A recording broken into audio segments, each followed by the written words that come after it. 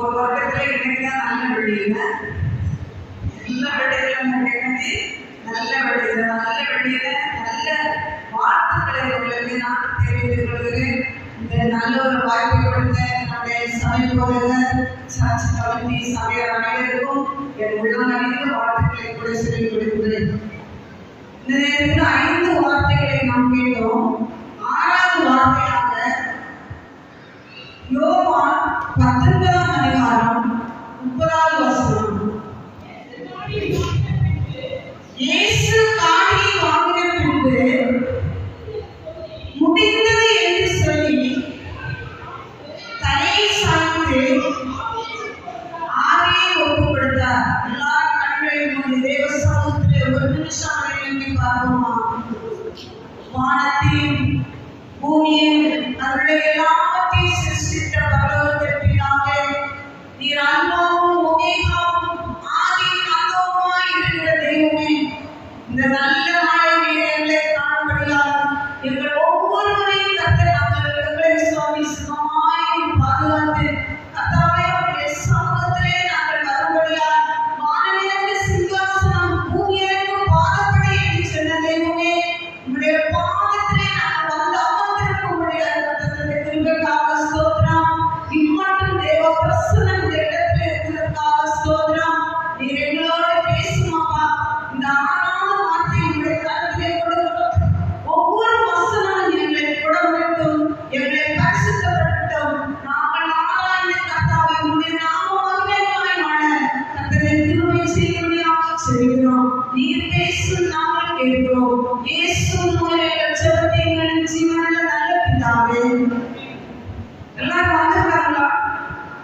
மூணு குடிச்சு டீ குடிச்சுட்டு எல்லாம் வெளியே உட்கார்ந்து பக்கத்துல பாருங்க. பக்கத்துல இருந்தவங்க எல்லாம் வந்திருக்காங்க. எல்லாரும் வந்திருக்காங்கல்ல? இயேசு காணியை வாங்கின பின்பு முடிந்தது என்று சொல்லி தலையை சாய்த்து ஆவியை ஒப்புக் கொடுத்தார்.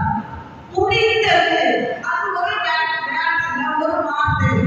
இந்த வார்த்தையிலே ஆண்டவராகிய இயேசு கிறிஸ்து இந்த உலகத்திலே வாழ்ந்தபோது செய்த ஊழியங்கள் அனைத்தையும் முடிந்தது என்ற வார்த்தைகள் அடங்கி இருக்கிறது. இயேசுவின்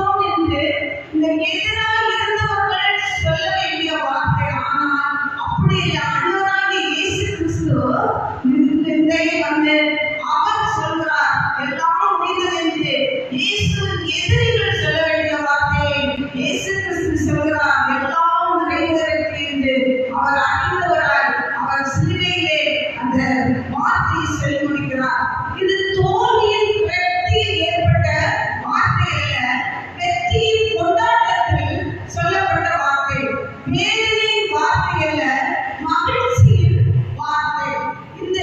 இந்த வார்த்தை மார்க்கு சுவிசேஷத்தில் இருக்கு.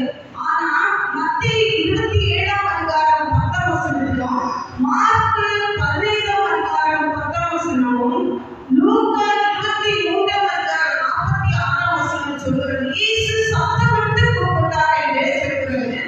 இது இயேசு மகா சத்தமாய் கூப்பிட்டு ஆவியை விட்டார் என்று சொல்லப்பட்டுள்ளது. முதலாவது முடிந்தது என்ற வார்த்தை இயேசு சரீர வாழ்க்கை பற்றிய முடிவை குறிக்கிற வார்த்தையாக இருக்கிறது. இயேசுடைய உலக வாழ்க்கையை பார்க்கும்போது துன்பம், பாடுகள், இது இயேசு கிறிஸ்துவுடைய ஒரு நிழலை போல இயேசுவை பின்தொடர்ந்து கொண்டே வந்தது.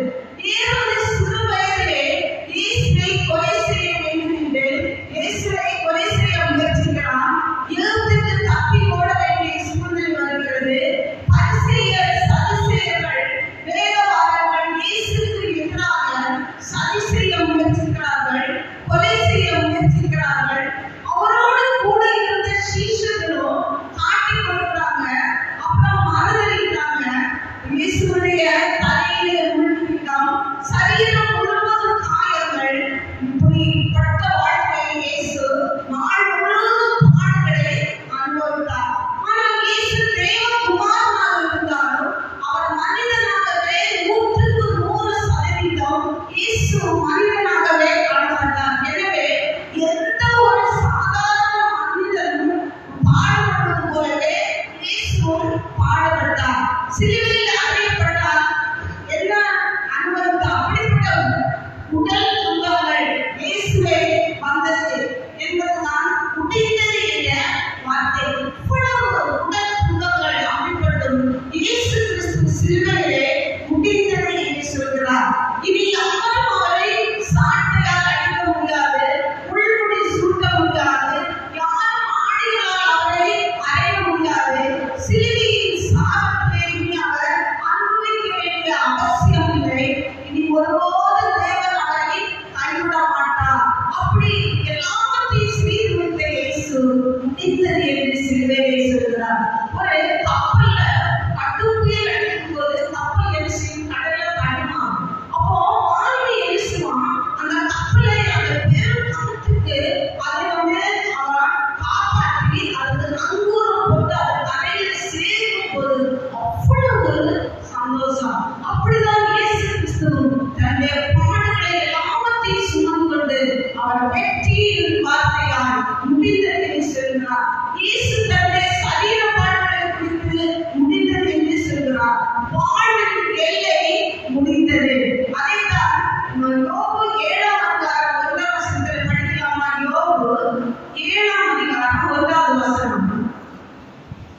பூமியிலே போராட மனுஷனுக்கு குறிக்கப்பட்ட காலம் உண்டல்லவோ, அவன் நாட்கள் ஒரு கூலிக்கார நாட்களைப் போல் இருக்கிறதல்லவோ.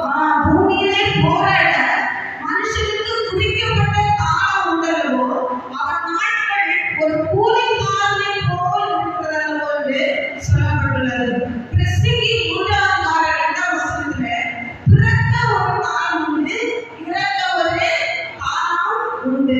சங்கீதம் 31:15 என் காலங்கள் உம்முடைய கரத்தில் இருக்கிறது என்று கூறப்பட்டுள்ளது. பூமியில் பிறந்த ஒவ்வொரு மனுஷனுக்கும் ஒரு வாழ்வு காலம் கொடுக்கப்பட்டிருக்கிறது. அப்படிதானே? எல்லாரும் ஆண்டாண்டு நம்ம வாழ போறோமா? இல்ல இல்ல, எப்போ பிறக்கணும், எப்போ இறந்துக்கணும் அப்படின்னு சொல்லி ஆண்டவர் பிறக்கும் போதே நம்முடைய ஆயுசு நாட்களை குறித்து வைத்திருக்கிறார். அந்த ஆயுசு நாட்கள் அவருடைய கரத்தில் இருக்கிறது. தேவகுமாரனாகிய இயேசு ஒரு மனிதனை போலவே அவர் இந்த உலகத்துல வாழ்ந்தார். அவர் பிறப்புக்கென்று ஒரு காலம் குறிக்கப்பட்டிருந்தது, அவர் இறப்புக்கென்று ஒரு காலம் குறிக்கப்பட்டிருந்தது. இதுதான் ரோமர் 5ஆம் அதிகாரம் 6ஆம் வசனத்தில் சொல்லப்பட்டிருக்கிறது. நாம் வேலையற்றவர்களாய் இருக்கும்போது குறித்த காலத்தில் கிறிஸ்து அக்கிரமக்காரருக்காக மரித்தாரே. நல்லவருக்காக மரிக்கல, அக்கிரமக்காரருக்காக இயேசு மரித்தார் என்று சொல்லப்பட்டுள்ளது. தாவீது சொல்றான், நான் பூலோகத்தார் யாவரும் போகிறவர்களே போகிறேன் என்று தாவீது சொல்கிறான். இருக்கிறார். உலக மக்கள் போலவே உலகத்திலே வாழ்ந்த இயேசு இப்பொழுதோ தாம் உலக வாழ்க்கையை இறுதி படியிலே இருக்கிறார். எனவேதான் அவர் முடிந்தது என்று சொல்கிறார். இரண்டாவதாக நாம் பார்க்கும்போது இயேசு ஊழியத்தை நிறைவேற்றுகிறார். அதேதான் லூக்கா 2:49 அன்றைக்கு இயேசுவின் யோவானுக்கு நீங்கள் ஏன் என்னை தேடுகிறீர்கள்? என் பிதாவுக்கு அடுத்தவர்களை நான் இருக்க வேண்டியது என்று அறிவீர்களா அப்படின்னு சொல்றாரு. இந்த உலகத்துல வந்ததன் நோக்கம் பிதாவின் சித்தத்தை நிறைவேற்ற வேண்டும். பிதாவின் சித்தத்தை நிறைவேற்ற வேண்டும். நம்ம ஒவ்வொருவரும் ஆண்டவர் அப்படிதான் இந்த உலகத்துல அனுப்பி வச்சிருக்கிறார். ஆண்டவருடைய சித்தத்தை நம்ம நிறைவேற்ற வேண்டும். நீங்கள் உலகமாக போய் சர்வ சிருஷ்டிக்கும் சுவிசேஷத்தை பிரசங்கிங்கள் என்று சொல்லி இயேசு ஆத்துமாக்களை 5ஆம் வார்த்தை பேசும்போது கேட்டார். ஆத்துமாக்களை ஆதாயப்படுத்துகிறார். அதற்காக நம்ம இந்த உலகத்துல அனுப்பி வைத்திருக்கிறார். நன்மை செய்யும்படியா. நன்மை செய்தால் மேலேயோ என்று சொன்ன கர்த்தர் நம் யாவரையும் நன்மை செய்து வாழும்படியா தான் இந்த உலகத்துல அனுப்பி வைத்திருக்கிறார். இந்த உலகத்துல வந்த நோக்கமே பிதாவின் சித்தத்தை நிறைவேற்ற வேண்டும். இதை தனது 12ஆம் வயதிலே உணர்ந்து அறிக்கையிடுகிறார். பிதாவின் சித்தத்தை நிறைவேற்றுவது மட்டும்தான் ஆண்டவர் நோக்கமாய் இருந்தது. அந்த பிதாவின் உச்ச நிலைதான் சிலுவை. அப்போ பிதாவின் சித்தத்தை நிறைவேற்ற வேண்டுமானால் இந்த சிலுவையை நான் என்ன செய்ய வேண்டும்? இந்த மக்களுக்காக நான் பாவத்திலிருந்து சாபத்திலிருந்து விடுதலை பெறும்படியால் நான் சிலுவையிலே மரிக்க வேண்டும் என்று இயேசு பிதாவின் சித்தத்தை அவர் நிறைவேற்றினார். இது ஒரு கடினமான ஒரு கசப்பான ஒரு பாதைதான். பிதா கொடுத்த வேலையை 100% இயேசு கிறிஸ்து செய்து முடிந்தது என்று அறிந்த பிறகுதான் அவர் முடிந்தது என்று சொன்னார். ஒரு வேலை எச்சமாக கொடுத்த வேலையை ஒரு ஊழியக்காரன் ஒரு வேலைக்காரன் செய்து முடித்து அந்த எச்சமான கிட்ட கொடுத்தது போல பிதாவானவர் இயேசு கிறிஸ்துவுக்கு கொடுத்த வேலையை கச்சிதமா குறைவில்லாம அவர் என்ன செய்தாரு? செய்து முடித்தார். பிதா கொடுத்த வேலையை நேர்த்தியாக செய்து இயேசு கிறிஸ்து முடித்தார். அடுத்து நியாயப்பிரமாணத்தை அவர் நிறைவேற்றினார். மத்தேயு 5ஆம் அதிகாரம் 17ஆம் வசனம். மத்தேயு 5:17. நியாயப்பிரமாணத்தை ஆனாலும் தீர்க்கதரிசனங்களை ஆனாலும் அடிக்கிறதற்கு வந்தேன் என்று எண்ணிக்கொள்ளாதீர்கள், நிறைவேற்றுவதற்கே வந்தேன். இயேசு கிறிஸ்து தீர்க்கதரிசனத்தையும் நியாயப்பிரமாணத்தையும் நிறைவேற்றுவதற்கு தான் இந்த உலகத்துல வந்தார்.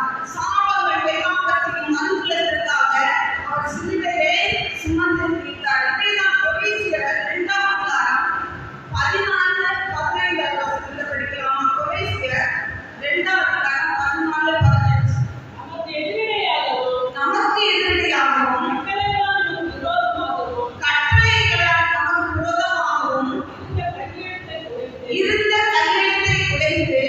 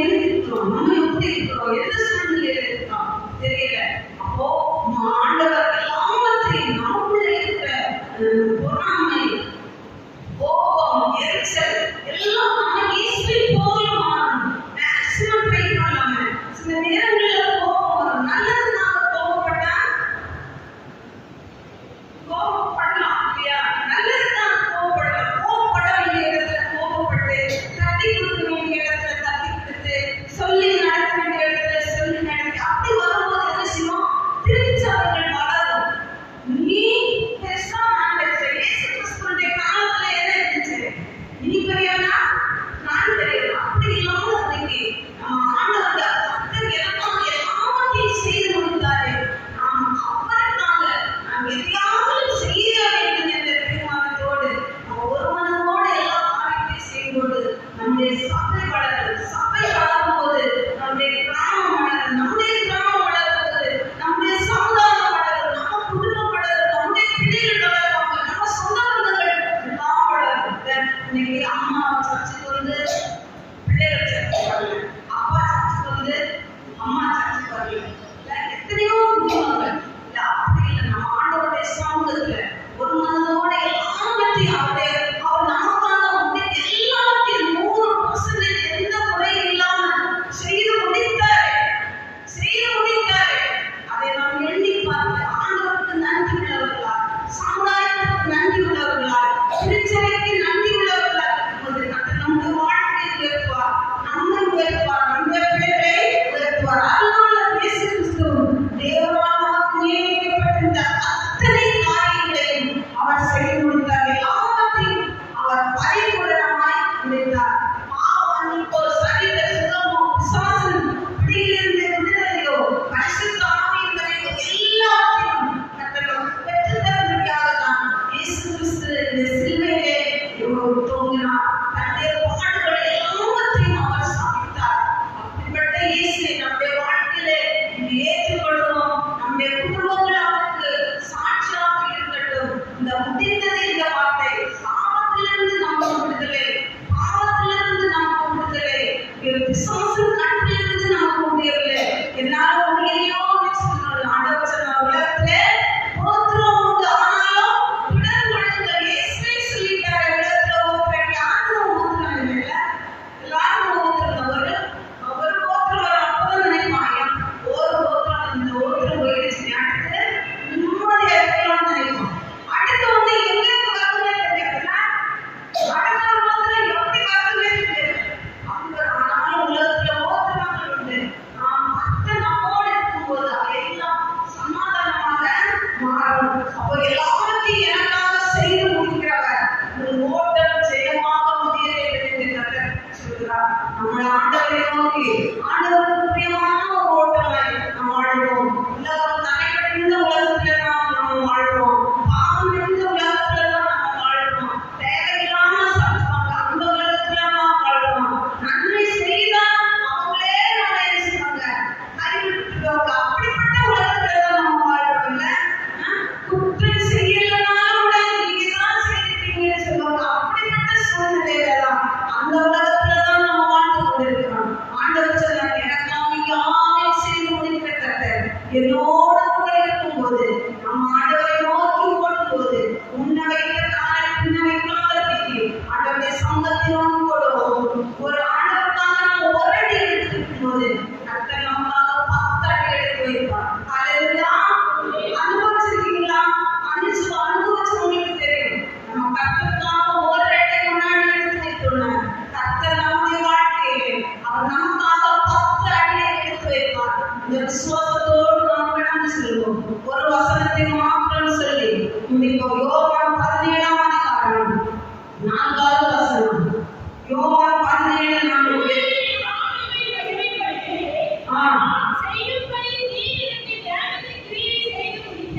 பூமியிலே நான் உன்னை மகிமைப்படுத்தினேன், நான் செய்யும்படி நீர் எனக்கு நியமித்த கிரியைகளை செய்து முடித்தேன். எல்லாவற்றையும் கர்த்தர் சிலுவையிலே சுமந்தார். இயேசு முடிந்தது என்று சொன்னார். பாவத்துக்கு முடிவை நான் உண்டு பண்ணிவிட்டேன், மரணத்துக்கு முடிவை நான் உண்டு பண்ணிவிட்டேன், சாபத்திற்கு நான் முடிவை நான் உண்டு பண்ணிவிட்டேன், பிசாசின் தலையை நசுக்கினேன் என்று சொல்லி சிலுவையிலே ஆண்டவராகிய இயேசு கிறிஸ்து அந்த முடிந்தது என்று சொல்லி இந்த எல்லாவற்றையும் கச்சிதமாய் நிறைவேற்றி அவர் நமக்காக செய்தாரே. இந்த இயேசு நம்முடைய வாழ்க்கையை ஏற்றுக்கொள்வோம். நம்முடைய குடும்பங்களை ஆசீர்வதிப்பார். நம்முடைய சபையை ஆசீர்வதிப்பார். நாம் இருந்த வாய்ப்புகளை முடிச்சிருக்கிறோம். பலவற்றில் பிதாவே, எங்களுக்காக சிலுவையிலே முடிந்தது என்று சொல்லி எல்லாவற்றையும் முடித்தீரேப்பா. எங்களுடைய வாழ்க்கையிலே சாபங்கள், எங்கள் வாழ்க்கையிலே வருகிற பாவங்கள், எந்த இடத்தில் இடம் கொடுக்காதபடி பரிசுத்தமான ஒரு ஓட்டம் ஓடத்தக்கதாக கர்த்தரை செய்யும்படியாக செய்கிறோம். இம்மட்டும் கர்த்தர் கூட இருந்து எங்களோட ஆசீர்வாதத்தை பேசி கர்த்தாவே அப்படி ஏதாவது மாற்றி நாங்கள் கேட்கப்படுகிறோம். பிரசன்னம் மாத்திரம் இருக்கிறது சுவாமி. இந்த சபையுடைய கருத்தை ஒப்புக் கொடுக்கிறோம். இந்த இடத்திற்கு ஒரு கலங்கரமாக கர்த்தாவே அநேகருக்கு ஆதரவை கொடுக்கக்கூடிய ஒரு சபையாக, அநேகர் ஆசீர்வதிக்கப்பட்ட சபையாக கர்த்தர் இந்த சபையை எழுப்பி பிரகாசிக்கப்படும்படியாக செய்கிறோம். மலைகளில் இருக்கிற பட்டணம் மலைத்திருக்க மாட்டாரே சுவாமி. அப்படியாக இந்த சபை மலைத்திருக்கிற சபையாக அல்ல, அநேகருக்கு வெளிச்சத்தை கொடுக்கிற சபையாக கர்த்தர் இந்த சபையை மாற்று. ஒவ்வொருவரையும் நீங்க ஆசீர்வதித்து உங்கள் போதற்காக குடும்பத்துக்காக செபிக்கிறோம். சபை கமிட்டிக்காக கூட செபிக்கிறோம். கர்த்தருடைய கர்த்தரை கொடுத்து எல்லாவற்றையும் ஞானமாய் செய்ய கர்த்தரை உதவி செய்யும். நீங்க கூட இருக்க, நீங்க இம்மட்டும் நடத்தினதுக்காக சொல்றோம். இயேசுவின் மூலம் ஜெபத்தை கேட்டு ஜீவனுள்ள பரலோக பிதாவே. அல்லேலூயா.